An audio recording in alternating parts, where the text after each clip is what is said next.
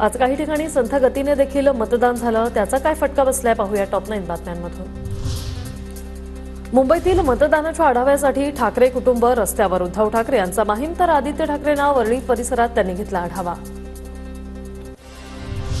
पवई मतदान केंद्रावर 2 ते 3 तास ईव्हीएम मशीन बंद असल्याचा आदेश बांदेकर यांचा आरोप। बांदेकरांकडून सोशल मीडियावर व्हिडिओ पोस्ट करत संताप व्यक्त।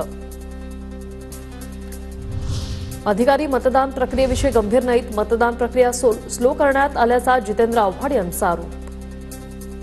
अधिकारी मुद्दामून प्रोसेस स्लो करता आहेत। फोटोग्राफ ओळखीचा येत नाही, तुमचं वय ह्याला मॅच होत नाही, मग आधार कार्ड वरती क्लिअर नाहीये, कसली कारणं देतात निवडणूक अधिकारी। ठाण्यात 2000 बोगस मतदार आणले, जितेंद्र आव्हाड यांचा आरोप। तर एकनाथ शिंदे राज्यात 50 जागा जिंकतील, पाकिस्तानातून 2 जागा आणतील, आव्हाडांचा शिंदेना खोत चकवला। मुख्यमंत्र्यांच्या ठाण्यात होतंय म्हणूनच बोगस होतंय। मी सांगतो तुम्हाला, 2000 लोक बाहेरून आणली होती बोगस मतदान करायला, 10 बोगस मतदान महाराष्ट्र शाळेमध्येच झालेले आहेत। ठाण्यातल्या मतदान केंद्रावर मूलभूत सुविधा नसल्यानं भाजपचे उमेदवार पियुष गोयल संतापले। गैरसोयीमुळे मतदारांना तासनतास तात्काळ उभं राहण्याची वेळ।